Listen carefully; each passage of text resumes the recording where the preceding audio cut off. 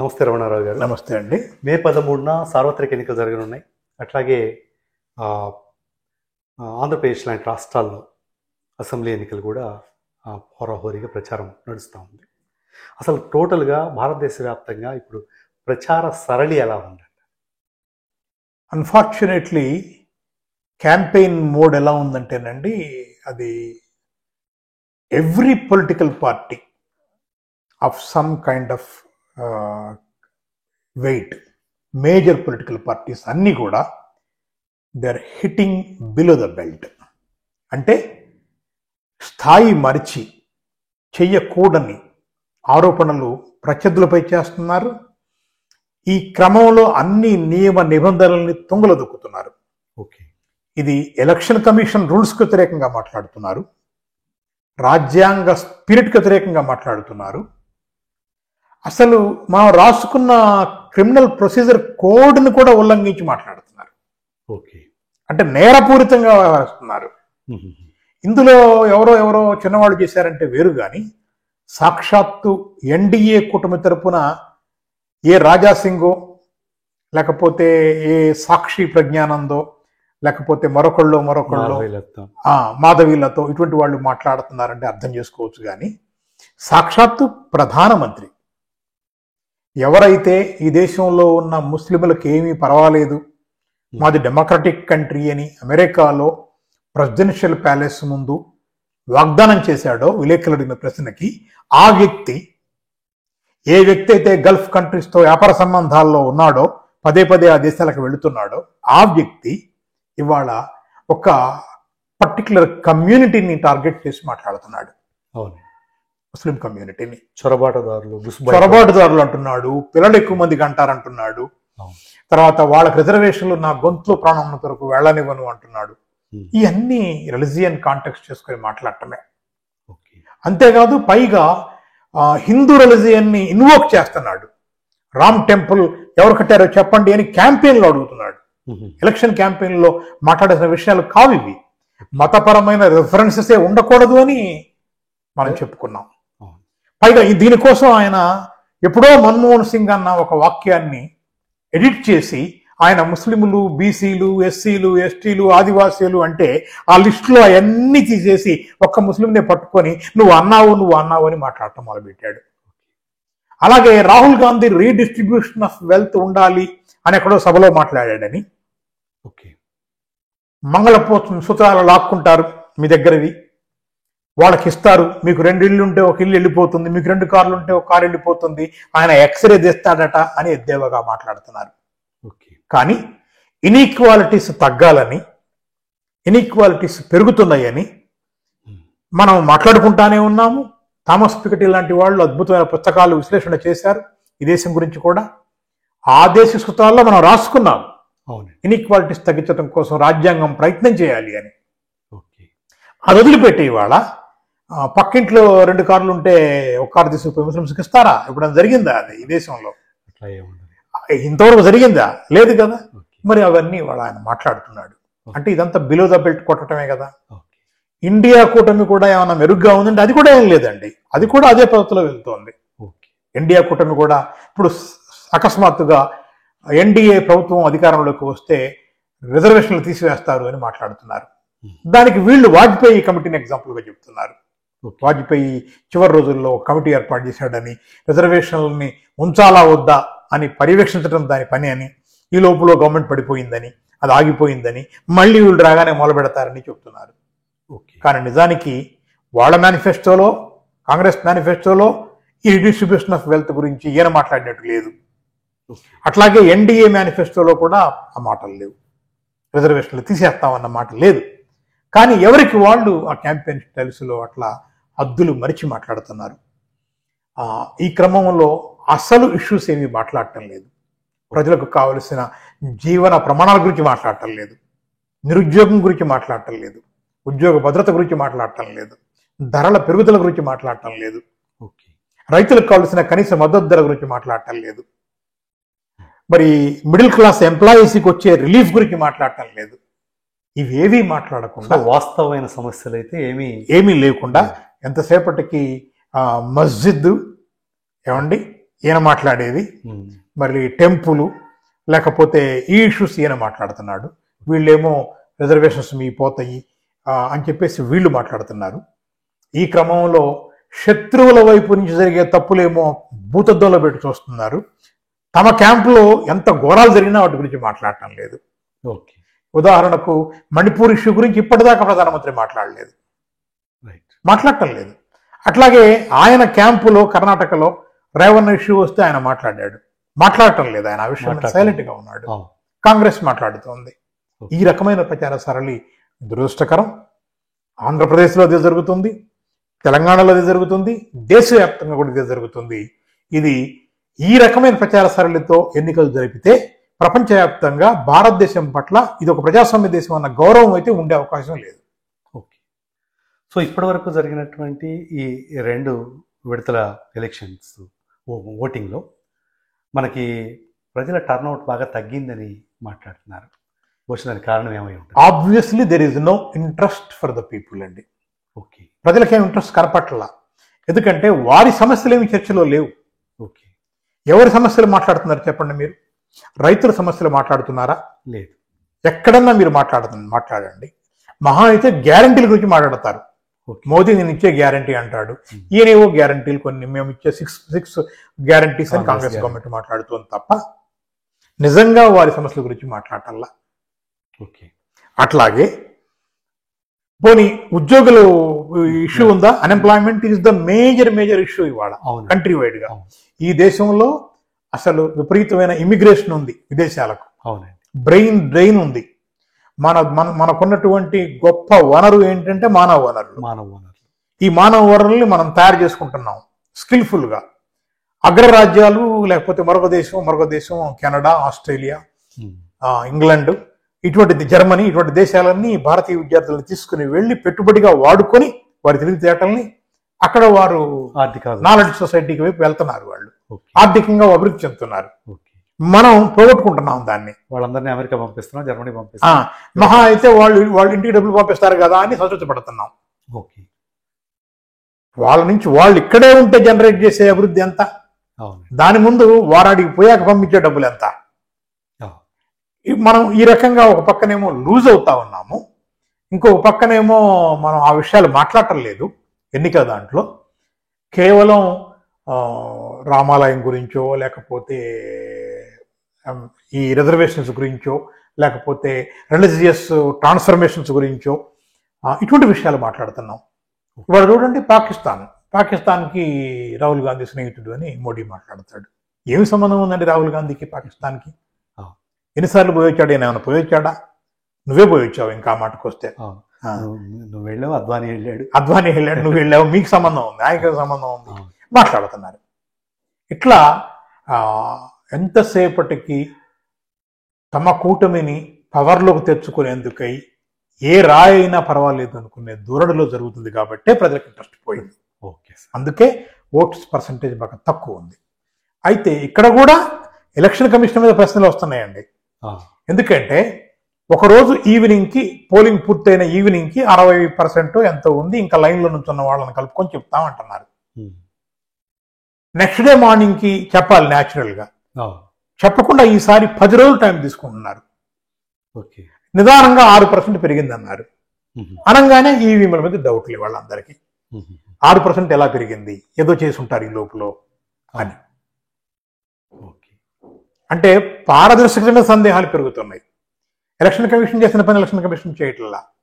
తీరా చూస్తే టర్న్అవుట్ తక్కువ అనుకున్నాం కదా, పోయినసారి ఎన్నికలు అంతా చేరుస్తున్నారు నిదానంగా. బాగానే ఉందనే పరిస్థితికి వస్తుంది మళ్ళీ. 66% అంటే ఆ ఎన్నికల్లో అంతకుమించి పెద్దగా రాదు. ఎందుకంటే మీకు అసెంబ్లీ ఎన్నికలంటే కొంచెం ఎక్కువ ఇంట్రెస్ట్ ఉంటుంది, 70-75 దాకా వస్తుంది. పంచాయతీ ఎన్నికలంటే 90% వస్తుంది, ఇంకా ఎక్కువ వస్తుంది. ఎందుకంటే ఆ పట్టుదల ఎక్కువ ఉంటుంది, లోకల్ కాబట్టి ప్రతి ఓటు వేయించుకోవాలంటే తపన పెరుగుద్ది. As you go up naturally interest డిమినిషెస్, తగ్గుద్ది అది. కాబట్టి పార్లమెంట్ ఎన్నికలకి సాధారణంగా ఉండేదే వస్తుంది ఇవాళ. అయితే ఆన్ ద డే తగ్గినట్లు కనపడుతుంది. మరి నెక్స్ట్ డేకి ఆ క్యూ లైన్లు కలుపుకున్నప్పుడు సమానంగానే వస్తుంది. ఇది కొంచెం చూసుకోవాల్సిన అంశం ఇది ఇవాళ. Okay sir.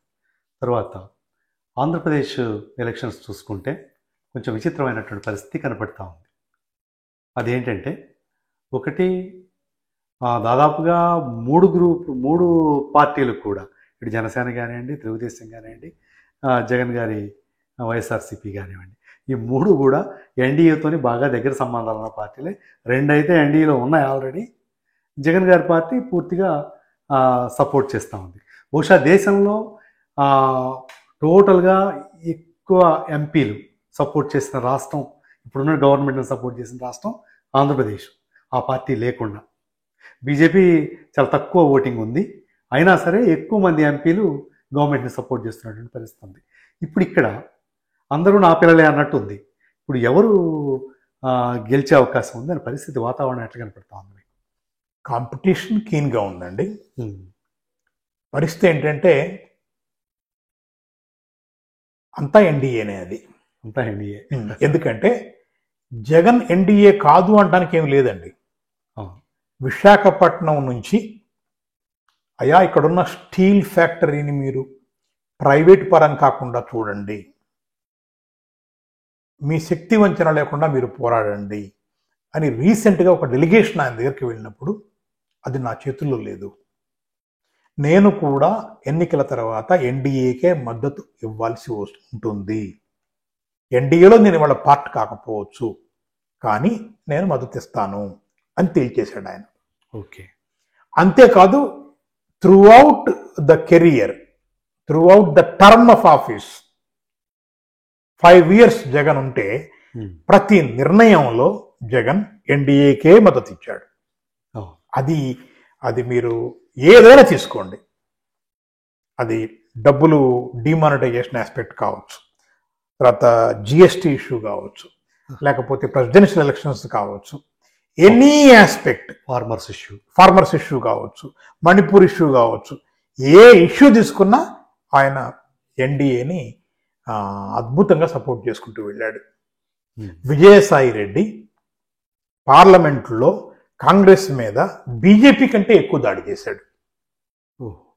చాలా పెద్ద ఎత్తున కాంగ్రెస్ మీద దాడి చేశారు. వాళ్ళకి ఎటువంటి పరిస్థితుల్లోనూ కాంగ్రెస్ వైపు వెళ్లే ఉద్దేశమే లేదు, ఇండియా కూటమి వైపు వెళ్లరు. పైగా తన చెల్లెలు షర్మిల తనను కాదని తన తండ్రి పేరును ఎక్యూజ్డ్ లిస్టులో చేర్చిన కాంగ్రెస్ పార్టీలో చేర్చడం తనను ఎక్కువ గాయపరిచింది అని జగన్ ఇంటర్వ్యూ ఇచ్చాడు నిన్న కూడా.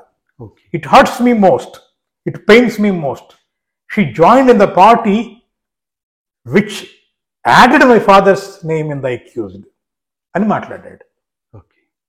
సరే, అసలు కాంగ్రెస్ పార్టీ యాడే చేయలేదు, అది యాడ్ చేసింది నువ్వే యాడ్ చేసావు అని షర్మిల క్లారిఫై చేస్తుంది ఇంకో పక్క నుంచి. అదొక ఇష్యూ. కానీ అంత స్ట్రాంగ్గా ఉన్నాడు ఆయన. అంటే అర్థం ఏంటి? ఒకవేళ వైఎస్ఆర్సీపీ నుంచి ఎన్నన్నా గెలవనివ్వండి, అవన్నీ ఎవరి బుట్టలో ఉండబోతున్నాయి? ఎన్డీఏ బుట్టలోకే ఉంటాయి. ఓకే. సో ఇప్పుడు వీళ్ళు గెలిచినా అదే పరిస్థితి. సో మొత్తం అంటే అందుకనే బీజేపీ అక్కడ ఒక రెఫరీ రోల్లో ఉంది ఆల్మోస్ట్. ఓకే. ఆ రెఫరీ రోల్లో ఉండటం కోసమే వీళ్ళు దాంతోపాటు కలిసి అగ్రిమెంట్లోకి వెళ్ళారు. ఎందుకంటే వీళ్ళు భయపడ్డారు. తెలుగుదేశం, జనసేన మనం బీజేపీతో చేతులు కలపకపోతే ఈ ఎన్నికలలో మనం పార్టిసిపేట్ చేసి కనీసం ప్రచారం కూడా చేసుకోలేమనే భయం వేసింది వీళ్ళకి. అంతగా దిగజారిపోయి వీళ్ళు పోయి జాయిన్ అయ్యారు. వీళ్ళకి తెలుసు బహుశా బీజేపీ జగన్ వదులుకోకపోవచ్చు అని.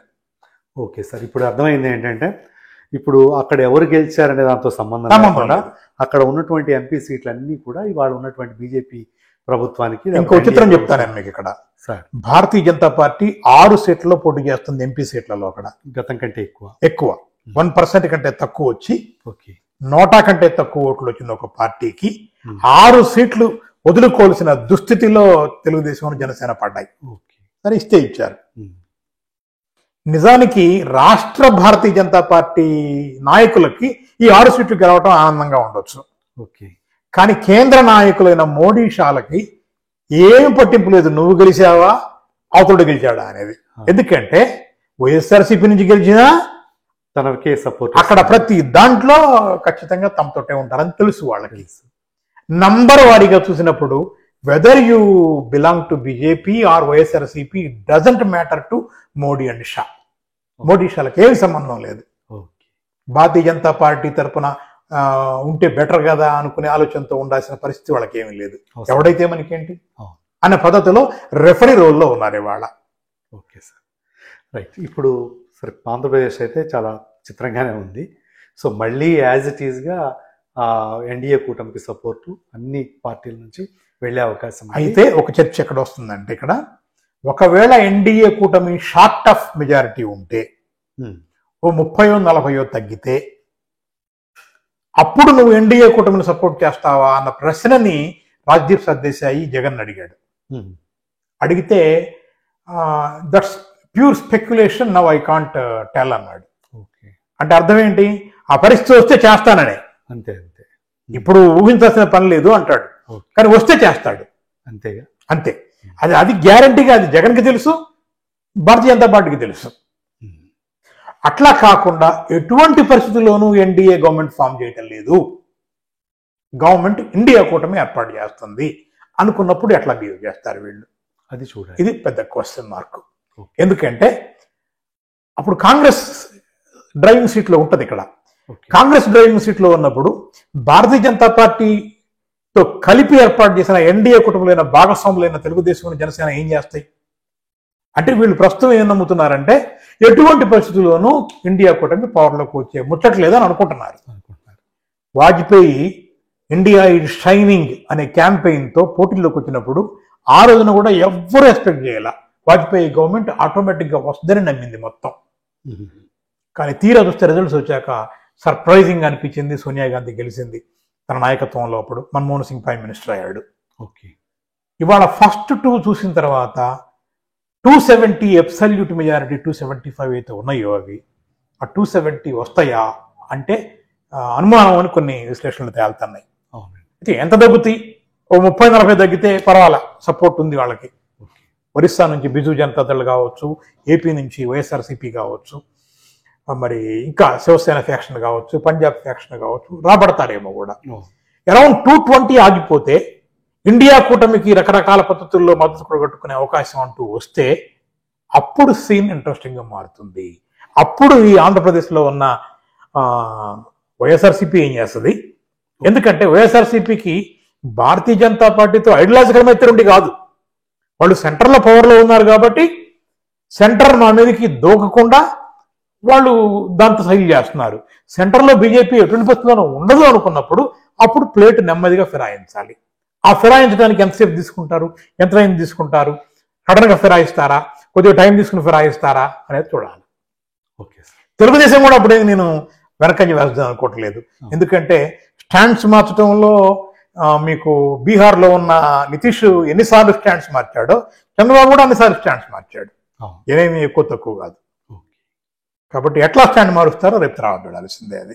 ఓకే సార్, తెలంగాణ పరిస్థితి ఏంటంటారు? ఇక్కడ బీఆర్ఎస్ ఇప్పటి వరకు బీఆర్ఎస్ ఏమో కాంగ్రెస్ని, బీజేపీని రెండింటిని విమర్శిస్తూ ఉంది. బీజేపీ కూడా ఇటు బీఆర్ఎస్ని, ఇటు కాంగ్రెస్ని విమర్శిస్తూ ఉంది. కాంగ్రెస్ కూడా బీజేపీని, బీఆర్ఎస్ని విమర్శిస్తూ ఉంది. కరెక్టే, ఇది ట్రయాంగులర్ గేమ్ గా ఉందండి ఇది. అయితే బీఆర్ఎస్ పొజిషన్ అసెంబ్లీ ఎన్నికలప్పుడు అంత బ్యాడ్ గా ఉందని ఇప్పుడు నేను అనుకోవటం లేదు. కాంగ్రెస్ పొజిషన్ అసెంబ్లీ సమయాన ఉన్నంత మెరుగ్గా ఉందని కూడా ఇప్పుడు నేను అనుకోవటం లేదు. ఎందుకంటే ఈ 4 నెలల కాలంలో కాంగ్రెస్ పార్టీ చేయవలసిన హామీలు పూర్తి చేయలేకపోయింది. నిజంగానే చెయ్యదు, చేయలేదు అనే మాటను బీఆర్ఎస్ ఇప్పటి నుంచో క్యాంపెయిన్ చేస్తుంది. ఆచరణలో కూడా కనపడుతోంది, 1-2 తప్ప. ఆడవాళ్లకు బస్ టికెట్లు లేకుండా ఫ్రీ ప్రయాణం అనేది ఒకటి, గ్యాస్ ఒకటి, కరెంట్ ఒకటి, 3 వచ్చేసారు. కానీ ఇంకా రైతు బంధు పడలేదు, నిరుద్యోగ భృతి స్టార్ట్ కాలేదు, జాబ్ క్యాలెండరు స్టార్ట్ కాలేదు. తర్వాత ఈ వ్యవసాయానికి సంబంధించిన ధాన్యం కొనుగోలు ఆగిపోతుంది, తాగునీటి సమస్య మొదలైంది, కరెంటు సమస్య మొదలైంది, ప్రజలలో కొద్దిగా అన్రెస్ట్ స్టార్ట్ అయింది. అందుకని కాంగ్రెస్కి అప్పుడున్నంత ఊపు ఇప్పుడు లేదు.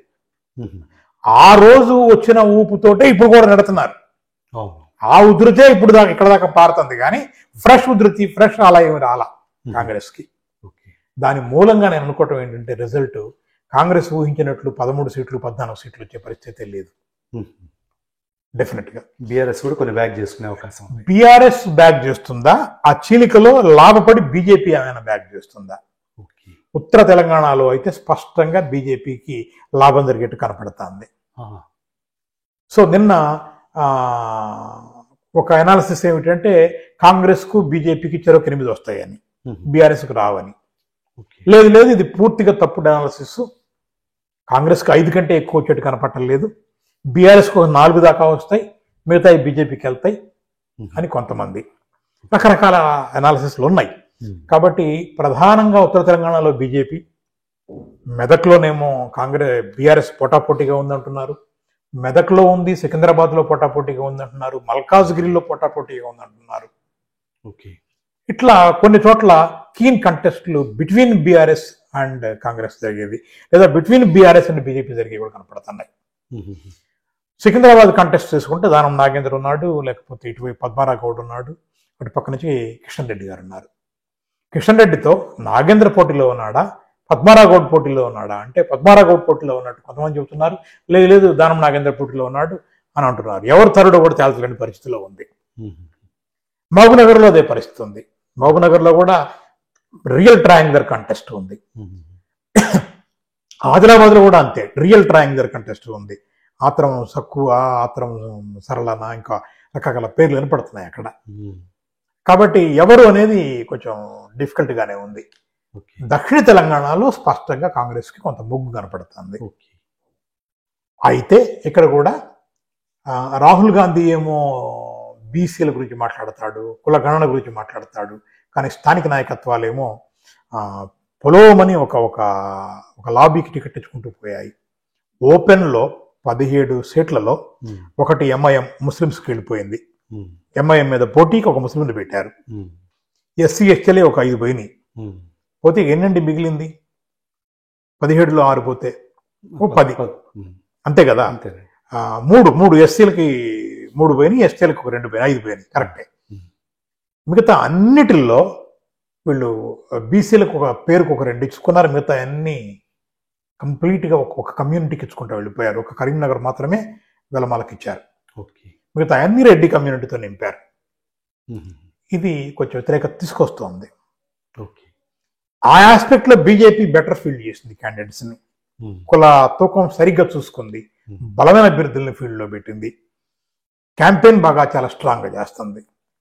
కాంగ్రెస్ క్యాంపెయిన్ అంత గట్టిగా నడవటల్లా. ఇప్పుడు ఈ చివరి వారం రోజుల్లో ఏదైనా ఊపదుకుంటే చెప్పలేము. అట్లనే బీఆర్ఎస్ని కొట్టిపెట్టడానికి వీల్లేదు. కొంత మళ్ళీ అభిమానాన్ని అది కొంత స్పెల్ చేసుకునే అవకాశం కనపడుతోంది. 1-2 బీఆర్ఎస్కి వస్తాయి అని అంటున్నారు. అది కాస్త 3-4 అయినా ఆశ్చర్యపోవాల్సిన పని లేదు. Okay, right sir. సరే, ఇప్పుడు ఈ 2 రాష్ట్రాల గురించి మాట్లాడుకున్నాము. అసలు దేశవ్యాప్తంగా సార్వత్రికంగా ఇప్పుడు పార్లమెంట్లో దానికి సంబంధించినటువంటి సర్వేలు ఏం చెప్తా ఉన్నాయి? సర్వేలని నమ్మడానికి ఏమాత్రం వీళ్ళని ఒక పరిస్థితి వచ్చిందండి ఇవాళ.